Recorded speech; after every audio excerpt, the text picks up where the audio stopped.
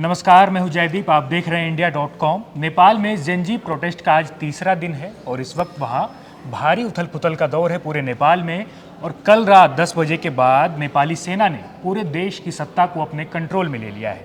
और जो है पूर्व प्रधानमंत्री केपी शर्मा ओली के घर जलाए गए और भी जो दूसरे प्रधानमंत्री थे उनके घरों में आग लगा दी गई है। तो ऐसे में सवाल है कि इस वक्त नेपाल में क्या स्थिति है, वहाँ ग्राउंड जीरो पर क्या हालात हैं। हमारे साथ आदित्य हैं। तो आदित्य बताइए, जो नेपाल में आज प्रोटेस्ट का तीसरा दिन है तो उस वक्त वहाँ क्या स्थिति है? देखिए जयदीप, जो नेपाल में हमने देखा कि कल जिस तरह से वहाँ पे तख्ता पलट किया गया और वहाँ के जो पीएम हैं उन्होंने देश को छोड़ दिया, तो उसके बाद से लगातार हिंसा की खबरें आई हैं।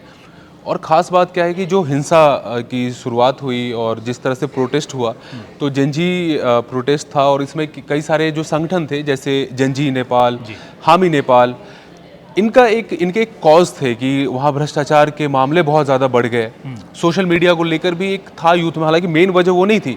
मेन वजह थी कि भ्रष्टाचार को लेकर लगातार बेरोजगारी कई सालों से बिल्कुल, और बेरोजगारी का जो दर है बहुत ज़्यादा बढ़ गया था और लोगों को जॉब नहीं मिल रही थी। ये सारे कारण थे। लेकिन जब हमने देखा कि जैसे अराजकता फैली है, पीएम ने इस्तीफा दिया और पीएम ने जैसे देश छोड़ा, तो जो अराजकता का माहौल हुआ, लूटपाट की घटनाएं हुई, महिलाओं के साथ बदतमीजी की गई और बहुत सारे जो आम नागरिक हैं जो इसके बिल्कुल भी जिनका कोई सियासी कनेक्शन नहीं है, उनके साथ बदतमीजी की, उनके साथ आगजनी और लूटपाट की घटना हुई। तो लोगों को लगा कि यार ये जो है मतलब आंदोलन का जो मेन कॉज था वो वहाँ से ये लोग भटक रहे हैं। तो जितने भी संगठन हैं जो इसमें इन्वॉल्व हैं, उन्होंने सीधे बोला कि ये जो अराजक तत्व हैं वो मौके का फ़ायदा उठा रहे हैं, डकैती या लूट जैसी घटनाओं को अंजाम दे रहे हैं। और जो नेपाल की सेना है जिसका जिक्र कई बार नहीं आता है क्योंकि वो ज़्यादा, नेपाल एक ऐसा देश है जो वॉर में नहीं इन्वॉल्व रहा है, बट वहाँ की आर्मी बहुत स्ट्रांग है। आर्मी ने चीज़ों को देखा और देख लिया कि अभी उनको दखल करने की ज़रूरत है, तो आर्मी ने मतलब आगे आके चीज़ों को कंट्रोल करने की लगातार आर्मी की तरफ से कोशिश हो रही है। और अभी बहुत सारे इलाकों को अपने कंट्रोल में कर लिया है, लेकिन हिंसा की घटनाएं अभी भी हो रही हैं क्योंकि ये जो पूरा प्रदर्शन था वो बस काठमांडू तक महदूद नहीं था, ये बिल्कुल अलग अलग छोटे छोटे कस्बों तक फैल चुका था। तो आर्मी की कोशिश है और मिडनाइट में ही आर्मी ने कमान संभाल लिया था और लगातार कोशिश कर रही है आर्मी कि चीज़ों को गांव कस्बों तक जाके लॉ एंड ऑर्डर को कंट्रोल में किया जाए और जो अराजक तत्व जो कर रहे हैं, घटनाओं को अंजाम दे रहे हैं, उनको वहाँ से जो आम नागरिक हैं उनको बचाया जाए। बिल्कुल। तो कल रात 10 बजे के बाद जो है आर्मी ने सत्ता को अपने कंट्रोल में ले लिया है। तो आदित्य ये बताइए कि एक नाम है बालेंद्र शाह। तो बालेंद्र शाह के बारे में बात हो रही है कि अगले पीएम के रूप में उन्हें देखा जा सकता है। तो अगर आर्मी का दखल हो चुका है तो आपको अगले 24 से 48 घंटे में नेपाल की क्या तस्वीर दिखाई देती है? देखिए जयदीप, जो बालेंद्र शाह का नाम है और दूसरे नाम भी सामने आ रहे हैं, साथ में कुछ नैरेटिव ये भी है, उनका कहना है कि आर्मी जिस तरह से सीन में आई है और आर्मी ने बहुत सारे इलाकों को कंट्रोल में लिया है, तो एक नैरेटिव ये भी क्या मतलब हमें हो सकता है कि आर्मी टेक ओवर कर लेगी, तो इस तरह के सवाल भी आ रहे हैं। लेकिन बालेंद्र शाह जो कैंडिडेट हैं उसमें सबसे ज़्यादा चर्चा में हैं और लगातार पॉपुलर भी हैं। हमने देखा कई सारे वीडियोस हमने खुद बनाए हैं इंडिया.com पे, तो लोगों के जो कमेंट्स आए हैं नेपाली लोगों के, वो काफ़ी रहता है कि भाई बालेंद्र शाह जो है काठमांडू के मेयर रहे हैं, उन्होंने वहाँ पर काम किया है, तो एक अभी भी मेयर हैं और युवा चेहरा है, 32 साल के हैं और ये आंदोलन युवाओं का आंदोलन रहा है, जेनजीज इसमें इन्वॉल्व रहे हैं, तो वो बिल्कुल चाहेंगे कि एक ऐसा लीडर निकल कर सामने आए जो खुद भी युवा हो। क्योंकि उनकी सारी लड़ाई जो है ना वो है जो ट्रेडिशनल पॉलिटिक्स करने वाले लोग हैं, चाहे प्रचंड हैं, ओली हैं या दोईबा हैं, इन सब के खिलाफ रहा है। तो बालेंद्र शाह इनके मुकाबले काफ़ी नए हैं और मुझे लगता है कि उनको समर्थन मिल रहा है। बाकी अभी क्या है ना कि अभी जो हम दृश्य देख पा रहे हैं, चीज़ें मुझे लगता है कि वहाँ से काफ़ी आगे बढ़ेंगी और हो सकता है जो आंदोलन में जो लोग इन्वॉल्व हैं, देखिए क्या होता है ना, इस तरह के जो आंदोलन होते हैं, अगर हम इतिहास में देखें, जैसे रशिया में बोल्शेविक रिवॉल्यूशन हुआ या ईरान में खोमैनी का इस्लामिक क्रांति हुई, तो हमने उसमें क्या देखा कि जो चीज़ें थी, जो आंदोलन हुआ, उसके बाद काफ़ी चीज़ें बदली।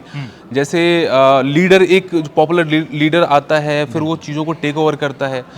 तो ऐसा हो सकता है कि बालेंद्र शाह आएँ और चीज़ों को कंट्रोल में कर लें। और कई बार हमने ये भी देखा कि आर्मी फिर सत्ता में आती है और सत्ता में बनी रहती है, तो ऐसे भी देखें कि उसको कहा जाता है जुंटा सरकार, जुंटा गवर्नमेंट, जो कि हमने म्यांमार में देखा कि जैसे पॉलिटिकल क्योस स्टार्ट होता है, आर्मी टेक ओवर कर लेती है।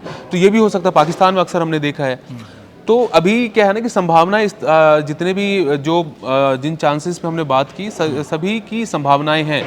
बालन शाह की भी बात है, लेकिन मेन है कि जनता का विल किसके साथ है।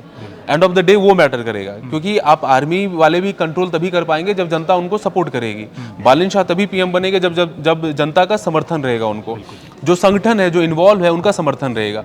तो आर्मी के लिए भी देखिए, ये जो अभी अराजक तत्व हैं उनको हटाकर सिचुएशन को कंट्रोल में करना तो एक अलग बात है, लेकिन जब बात आती है टेक ओवर करने की, वो काफ़ी डिफरेंट है, क्योंकि कई सारे संगठन वहाँ बहुत ज़्यादा पावरफुल हैं, तो उनके खिलाफ आप सत्ता में नहीं पहुँच सकते हो। बालन शाह के साथ चुनौती ये है कि आपको जो अलग अलग जो तत्व हैं जो इसमें इन्वॉल्व हैं, उन सबको कॉन्फिडेंस में लेना पड़ेगा। तो ये है, और आपको पता है वहाँ जो कोर्ट है, कोर्ट के अंदर भी कल अटैक किया गया, तो ये तमाम पहलू हैं जिसको ध्यान में रखकर कुछ फैसला लिया जाएगा, और जो भी चीज़ें होंगी इसी के अकॉर्डिंग तय की जाएंगी। बिल्कुल, आपने सही कहा। और जब नेपाल में जो राजशाही का अंत हुआ, उसके बाद वहाँ कम्युनिस्ट तंत्र का शासन स्टार्ट हुआ। बिल्कुल। तो अभी इस वक्त कम्युनिस्टों की हालत क्या होने वाली नेपाल में? देखिए, कम्युनिस्ट जो आज से 2 डेकेड पहले सबसे बड़े हीरो थे, इस समय नेपाल में सबसे बड़े विलेन बन के सामने आए हैं, क्योंकि ये अक्सर होता है जब एक लंबे अरसे तक आप सरकार में रहते हैं, तो और आपने कुछ ऐसे जो आपने प्रॉमिस किया था कि हम राजशाही को ख़त्म करेंगे, हम विकास लाएंगे, और ऐसा कोई विकास देखने को मिला नहीं, तो जनता में एक आक्रोश है। तो अभी उनको लगता है कि भाई कम्युनिस्ट, तो जो उसके कैडर भी है ना, वो भी आम पब्लिक में ये नहीं कहता है कि मैं कम्युनिस्ट हूँ। तो कम्युनिस्ट बिल्कुल ही वहाँ पे मतलब फेमस जो थे वो बिल्कुल ही अनपॉपुलर हो चुके हैं। तब ये है कि इस समय उन लोगों की ज़्यादा चल रही है, पॉपुलर हैं, जो किसी संगठन से, जैसे हामी नेपाल है, जेंजी नेपाल है, एक उनका संगठन है